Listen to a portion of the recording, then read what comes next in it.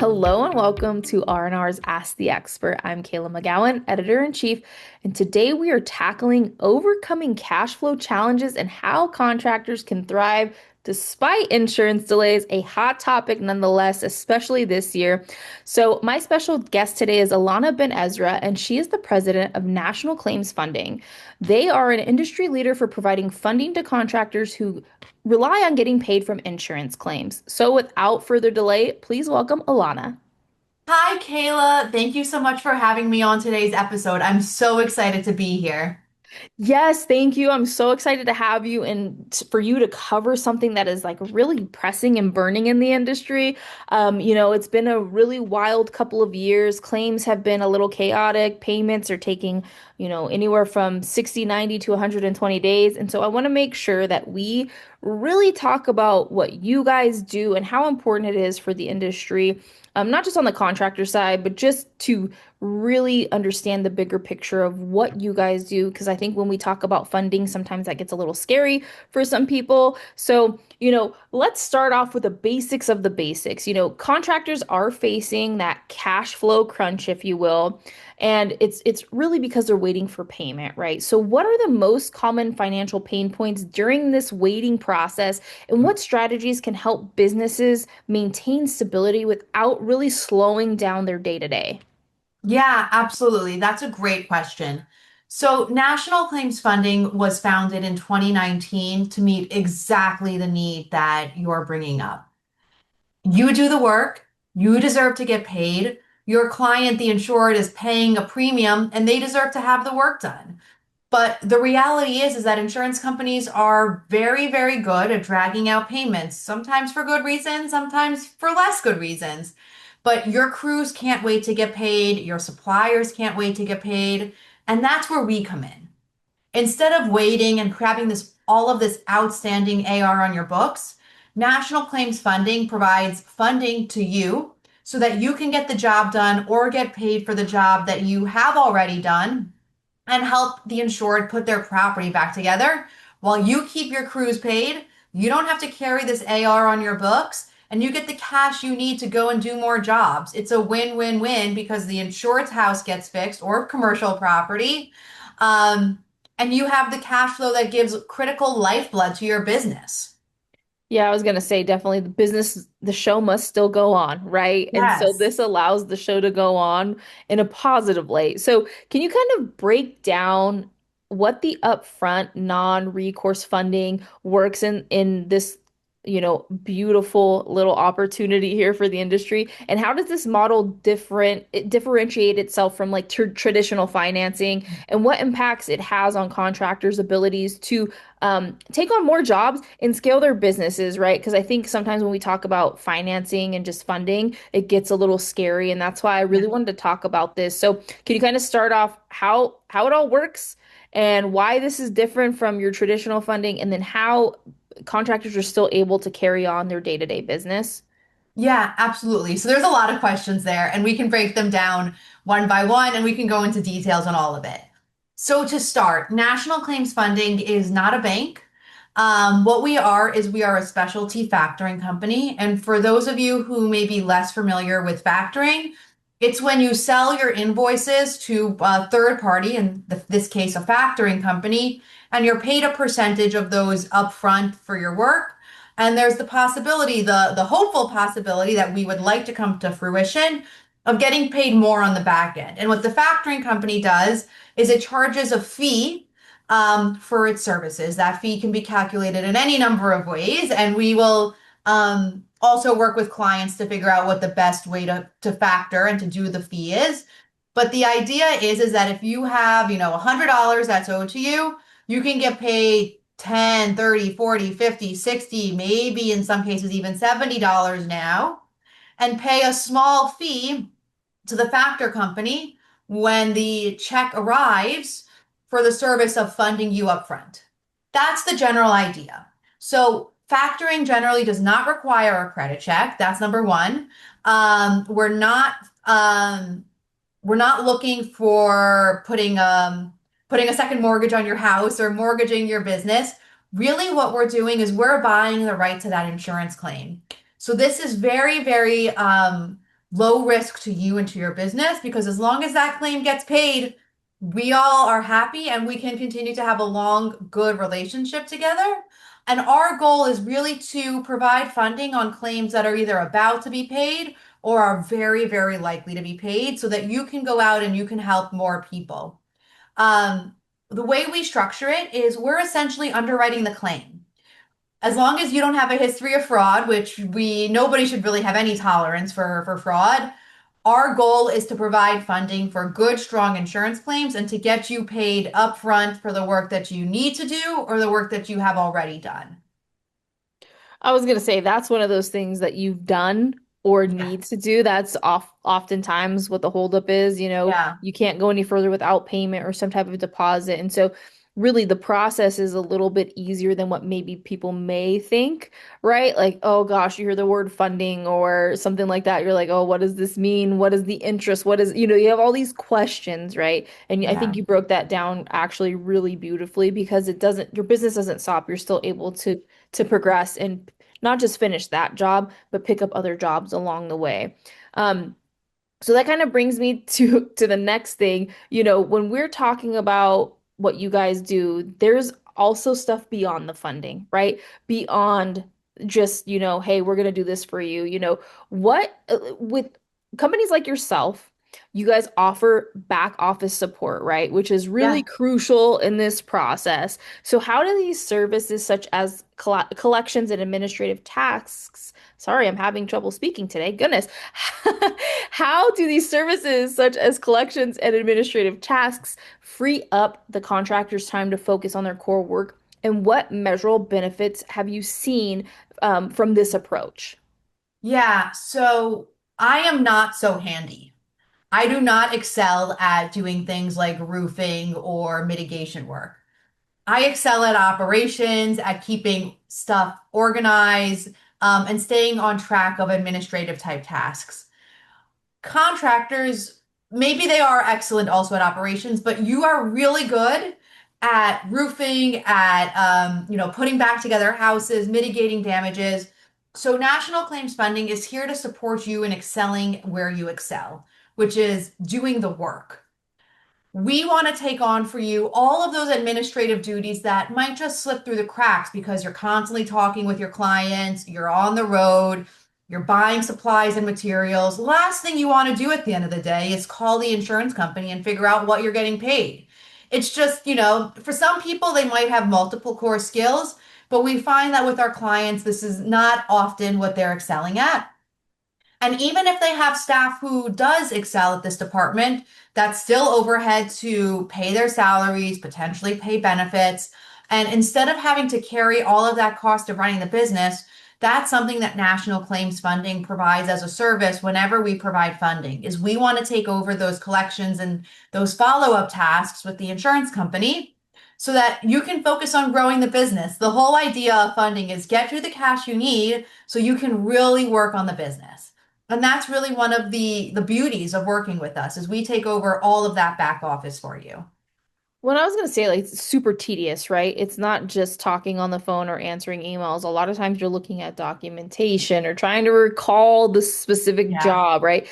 And if you're coming from the field and handling all these other jobs, they're easily confused, right? Especially Yeah. if, let's say it's a water loss or a fire loss or whatever the case may be. And at that point, you're probably really tired. Let's be real here.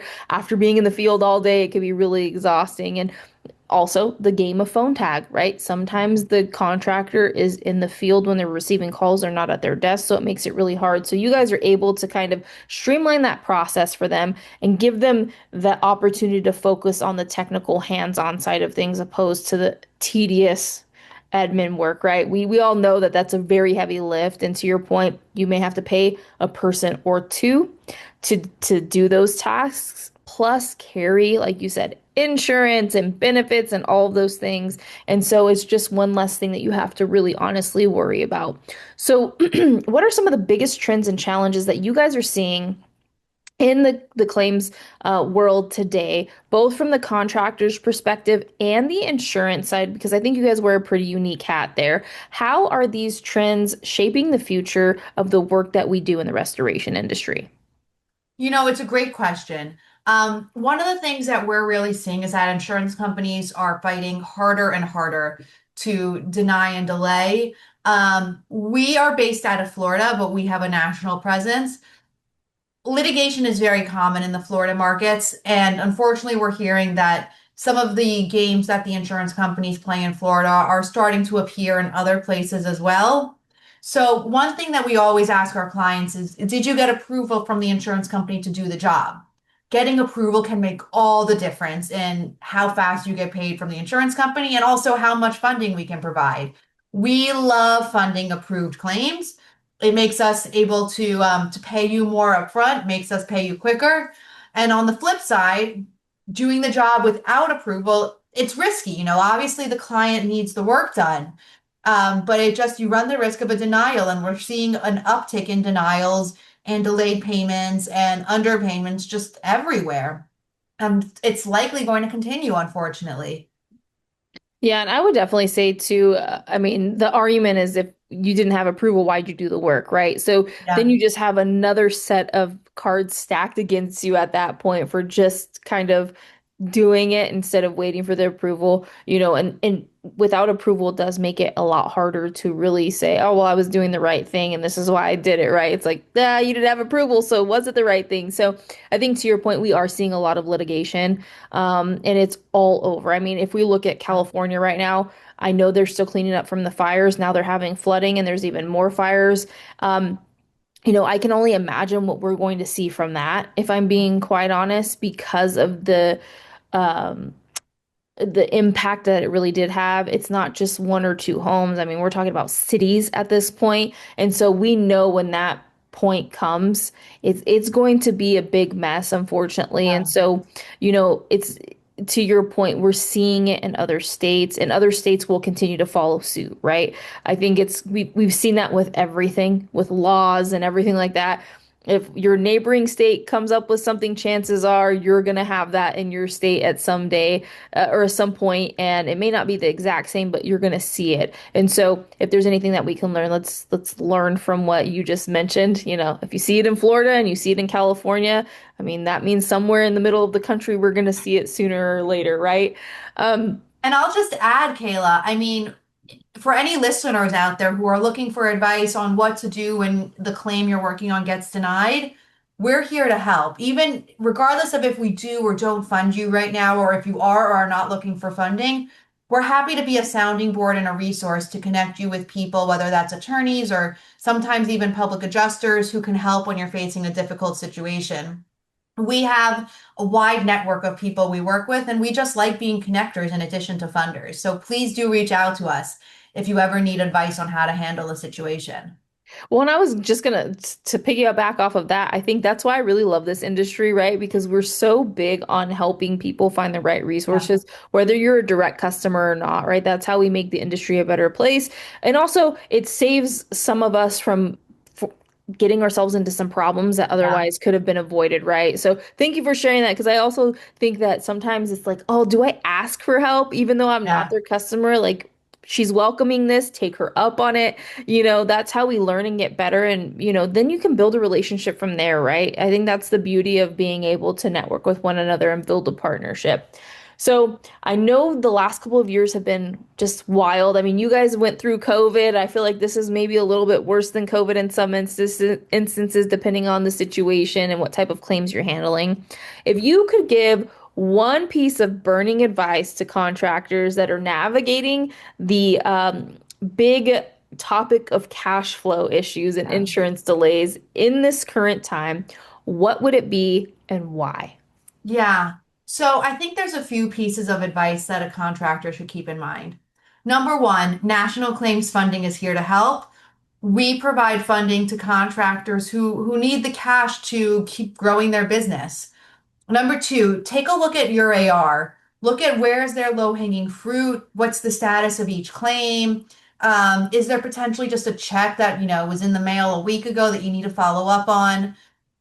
Be on top of where your payments are. That's really a big one. Number three, take on jobs that you know are going to be successful. It might not, unfortunately, always be worth it to take on a claim where you're going to have to end up in a fight with the insurance company. And you might be better off focusing your efforts on claims where you do get approval or where the scope of damage is so blatantly obvious that it's going to be necessary for the insurance company to open coverage or necessary for the insured to hire an attorney because the loss is so severe.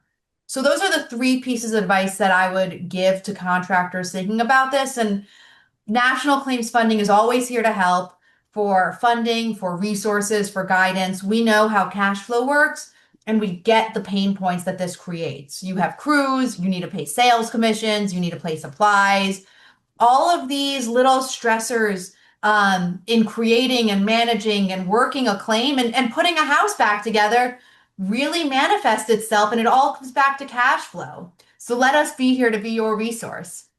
Yeah, those are great pieces of advice. And I would definitely say number two really does stand out to me. It's okay to say no. Okay. We don't have to say yes. I know we have a servant's heart and servant's leadership in this space, but sometimes those situations are not the best. They can get us and our business in a little Yeah. bit of a predicament, if you would like to say, and unfortunately, I think with the lay of the land in the industry, some people have said yes to things that they otherwise wouldn't have said yes to. And I think that's really important advice to give. Truly, truly, truly. It's okay to say no. It's okay to leverage the resources like NCF, like you're mentioning. I also think it's really important to understand that, leverage the resources, leverage the partnerships, learn from others' mistakes. I think it's really, really important for people to just slow down a little bit. I think oftentimes we're in a hurry. And to your point, hey, take a second. Is there someone that said that they put payment in the mail and now it's maybe a week or two and you're like, hey, you're in a neighboring state. I should have the check like 5 days ago. Yeah. Take that time because also there's an accountability on your side of things. While someone says something is happening, you also have to follow up on that. And those little things can actually save you time and money, right? Yeah. Especially in the time when we're talking about cash flow. So I think we covered quite a bit. I can't wait to have you back on again and kind of see where we are in 26 and kind of really understand, hey, are we seeing some trends that we otherwise haven't seen? And what problems are we running into? Because I think it's really important. People are going to come into 2026 with a different mindset. And I think it'll be very interesting to see how it all plays out. Well, thank you so much, Ilana. Do you have anything else to share with those who are listening? Come check us out. Our website is natclaims with an S.com and give us a call at 561-765-7993. We're here to help. All right, perfect. Thank you so much for those of you listening. Seriously, take them up on this opportunity, whether it's just to learn about them or even just connect with Ilana and her team and see what can they do for you or how can you learn from the services that they provide to, help your business, not just for this coming year, but for years to come. So for all of you watching, thank you for tuning in to this episode of Ask the Expert, and we will see you on the next one. Take care.